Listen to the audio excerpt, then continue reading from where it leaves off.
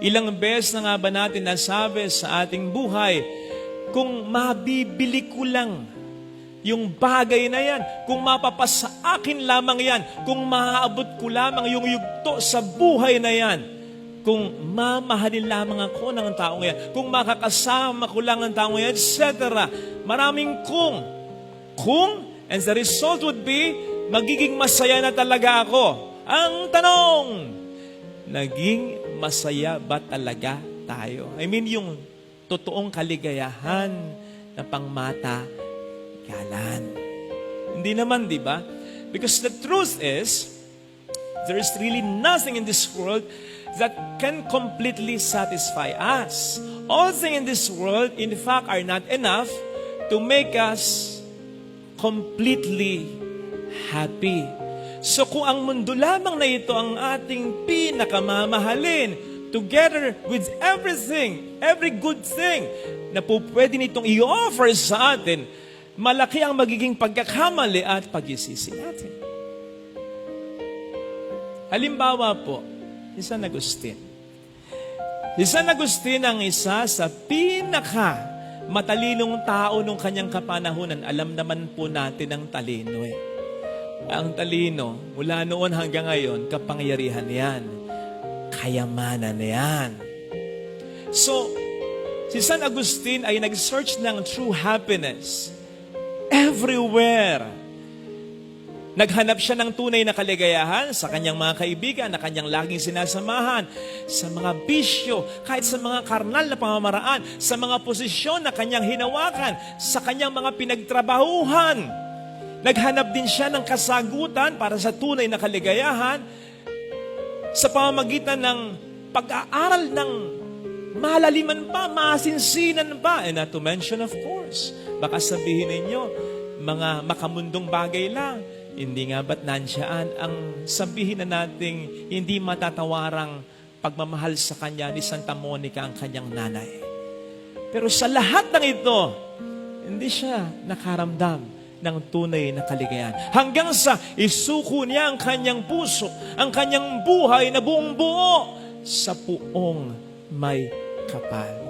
Doon lamang niya naramdaman yung kanyang hinahanap na kapanatagan at kaligayahan. Capture na capture ito sa mga words na kanyang sinabi. And I quote, "Human heart is restless, O Lord, until it rests in you."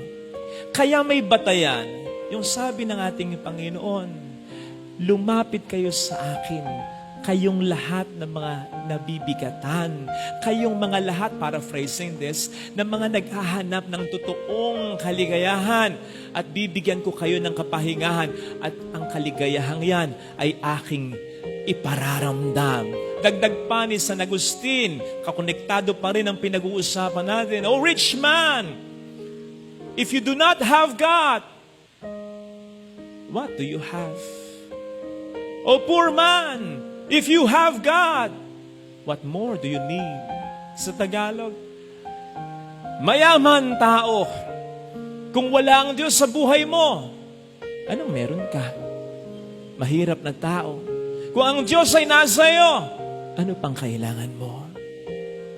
Hindi naman po sinasabi dito na masama ang maging mayaman at mabuting maging mahirap. Sinasabi dito, mapahirap man at maging mayaman man ang buhay mo, dapat, kung gusto mong maging tunay na maligaya, ang Diyos talaga ang nandyan. Dapat, unang-una sa puso mo. Our Lord Jesus Christ should occupy and should rule our hearts. Again, hindi po ito para sa Diyos, ha?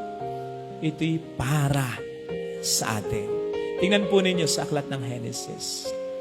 Sa chapter 1 of the book of Genesis, verse 11.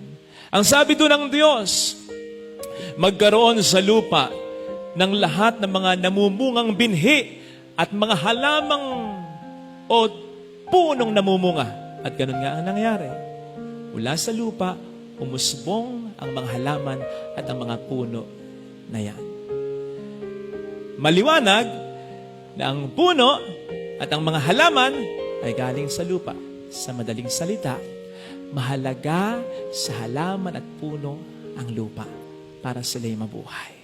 Alisin mo ang mga halaman at puno sa lupa, sila'y mamamatay. So dapat silang nasa sa lupa sapagkat sila'y galing sa lupa.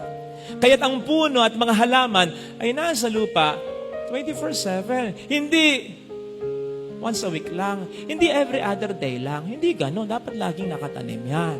At ang mga puno at halaman, dapat nakatanim sa lupa nang hindi parang charge lang. Na parang ating mga telepono. Kapag full charge na, pwede mo nang bunutin. Hindi. Lagi dapat yang nakatanim.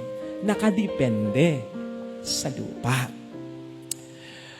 Sa verse 20 naman, sasabihin ng Panginoon, magkaroon sa tubig ng lahat ng mga bagay na may buhay.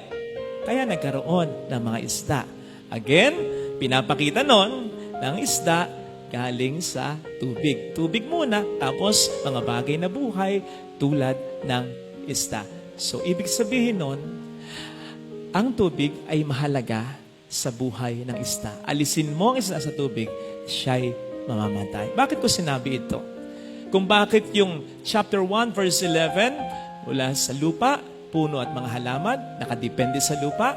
Sabi ng Panginoon, magkaroon ng lupa at mula sa lupa, magkaroon ng mga halaman at puno na yan.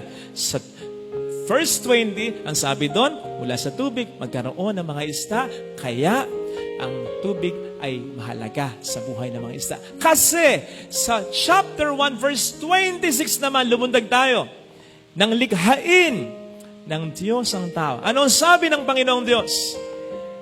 Likhain natin ang tao ayon sa ating wangis at larawan.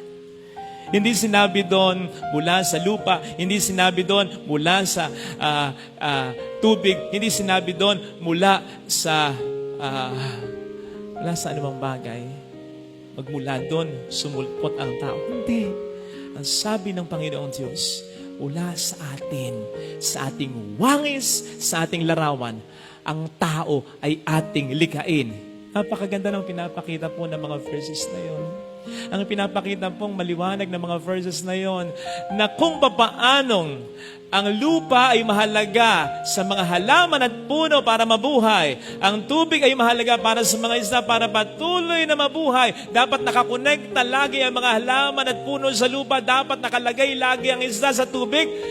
Ganon din kahalaga na ang buhay natin ay dapat nakakonektang lagi sa Poong May Kapal.